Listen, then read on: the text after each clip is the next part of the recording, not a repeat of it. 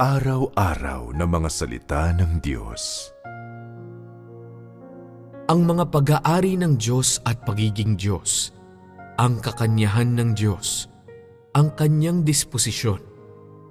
Ang lahat ay ipinahayag sa kanyang salita sa sangkatauhan. Kapag nararanasan niya ang mga salita ng Diyos, habang nangyayari ang mga ito, darating sa punto na maiintindihan ng tao ang layunin sa likod ng mga salitang sinasabi ng Diyos at maiintindihan ang pinagmumulan at pinanggagalingan ng mga salita ng Diyos at maiintindihan at mapapahalagahan ang hinahangad na epekto ng mga salita ng Diyos. Para sa sangkatauhan, ang lahat ng mga ito ang mga bagay na dapat maranasan ng tao, matarok, at makuha upang makamit ang katotohanan at buhay. Matarok ang mga intensyon ng Diyos, mabago sa kanyang disposisyon at makapagpasakop sa dakilang kapangyarihan at mga pagsasaayos ng Diyos. Habang dinaranas, tinatarok at kinukuha ng tao ang mga bagay na ito, unti-unti siyang magkakamit ng pagkaunawa sa Diyos. At sa panahong ito, magkakamit din siya ng iba't ibang antas ng pagkaunawa tungkol sa Kanya. Ang pagkaunawa at pagkakilalang ito ay hindi nanggaling sa isang bagay na katang-isip o binuo ng tao, kundi mula sa pinahahalagahan niya, nararanasan, nararamdaman, at pinatototohanan ng Kanyang kalooban. Pagkatapos lamang mapahalagahan, maranasan, maramdaman at mapatotohanan ang mga bagay na ito, saka nagkakaroon ng laman ang pagkakilala ng tao sa Diyos. Tanging ang pagkakilalang nakamit niya sa panahong ito ang totoo, tunay at tumpak, at ang prosesong ito ng pagkamit ng totoong pagkaunawa at pagkakilala sa Diyos sa pamamagitan ng pagpapahalaga, pagdaranas, pakikiramdam at pagpapatotoo sa kanyang mga salita ay walang iba kundi ang tunay na pakikipag-isa sa pagitan ng tao at Diyos. Sa gitna ng ganitong klase ng pakikipag-isa, nagagawang tunay na maintindihan at maabot ng tao ang mga intensyon ng Diyos. Nagagawang tunay na maintindihan at malaman ang mga pag-aari ng Diyos at pagiging Diyos. Nagagawang tunay na maintindihan at malaman ang kakanyahan ng Diyos. Nagagawang unti-unting maintindihan at malaman ang disposisyon ng Diyos. Nararating ang tunay na katiyakan tungkol sa at tamang pagpapakahulugan ng katunayan ng dominyon ng Diyos sa lahat ng sangnilikha at nagkakamit ng sapat na tindig at kaalaman tungkol sa pagkakakilanlan at posisyon ng Diyos. Sa gitna ng ganitong klase ng pakikipag-isa, binabago ng tao unti-unti ang mga iniisip niya tungkol sa Diyos. Hindi na siya kathang-isip mula sa kawalan o hinahayaan ang kanyang mga hinala tungkol sa Kanya o maling pagkaunawa sa Kanya o paghusga sa Kanya o paghatol sa Kanya o pagdududa sa Kanya. Bunga nito, magkakaroon ang tao ng mas kaunting pakikipagdebate sa Diyos. Magkakaroon siya ng mas kaunting alitan sa Diyos at magkakaroon ng mas kaunting pagkakataon na maghihimagsik siya laban sa Diyos. Sa kabaligtaran, ang pagmamalasakit ng tao at pagpapasakop sa Diyos ay lalong lalago at ang paggalang niya sa Diyos ay magiging mas tunay at malalim din.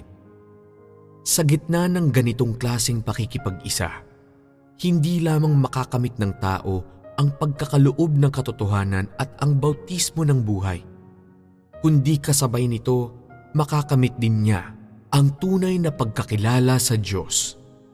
Sa gitna ng ganitong uri ng pakikipag-isa, hindi lamang mababago ang tao sa kanyang disposisyon, at tatanggap ng kaligtasan, kundi ganoon din magkakaroon siya ng tunay na paggalang at pagsamba ng isang nilikha tungo sa Diyos. Sa pagkakaroon ng ganitong uri ng pakikipag-isa, ang pananampalataya ng tao sa Diyos ay hindi na lamang isang blankong piraso ng papel o isang pangakong sa salita lamang o isang anyo ng bulag na paghahabol at pag-iidolo. Tanging sa ganitong klase ng pakikipag-isa lalago ang buhay ng tao tungo sa paggulang araw-araw. At ngayon lamang unti-unting mababago ang kanyang disposisyon at ang pananampalataya niya sa Diyos ay paisa-isang hakbang, lilipas mula sa malabo at hindi tiyak na paniniwala patungo sa tunay na pagpapasakop at pagmamalasakit, patungo sa tunay na paggalang. Ang tao rin ay, sa kanyang paghahabol sa Diyos, unti-unting susulong mula sa pagiging walang kibo patungo sa aktibong katayuan, mula sa pagiging kinikilusan patungo sa isang gumagawa ng positibo. Tanging sa ganitong klase ng pakikipag-isa, makakarating ang tao sa tunay na pagkaintindi at pagkaunawa sa Diyos, sa tunay na pagkakilala sa Diyos. Dahil ang karamihan ng tao ay hindi pa kailanman nakapasok sa tunay na pakikipag-isa sa Diyos. Ang pagkakilala nila sa Diyos ay humihinto sa antas ng teorya, sa antas ng mga sulat at mga doktrina. Ibig sabihin, ang karamihan ng mga tao, ilang taon man silang naniwala sa Diyos, pagdating sa pagkilala sa Diyos ay nananatili pa rin sa lugar kung saan sila nagsimula. Natigil sa pundasyon ng tradisyonal na anyo ng pagsamba, na may kasamang gayak na maalamat na kulay at makalumang pamahiin, na ang pagkakilala ng tao sa Diyos ay nahinto sa pinagsimulan nito na nangangahulugang ito ay wala talaga. Maliban sa pagpapatotoo ng tao sa posisyon at pagkakakilanlan ng Diyos, ang pananampalataya ng tao sa Diyos ay nasa estado pa rin ng pag-aalinlangan. Dahil ganito, gaanong tunay na paggalang sa Diyos maaaring magkaroon ang tao? Gaano man katatag ang paniniwala mo sa kanyang pag-iral, hindi nito mapapalitan ang pagkakilala mo sa Diyos, maging ang paggalang mo sa Diyos. Gaano mo man tinatamasa ang pagpapala niya at kanyang biyaya, hindi nito mapapalitan ang pagkakilala mo sa Diyos. Gaano ka man kahanda at kasabik na italaga ang lahat ng sa iyo at gastahin ang lahat para sa kanyang kapakanan, hindi nito mapapalitan ang pagkakilala mo sa Diyos.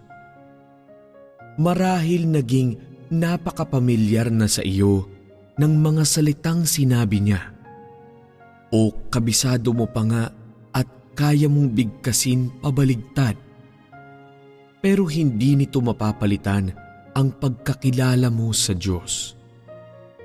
Gaano man kaseryoso ang tao sa pagsunod sa Diyos, kung hindi pa siya nagkaroon ng tunay na pakikipag-isa sa Diyos o nagkaroon ng tunay na karanasan sa mga salita ng Diyos, kung gayon, ang pagkakilala niya sa Diyos ay magiging malinaw na walang laman o walang katapusang panaginip lamang.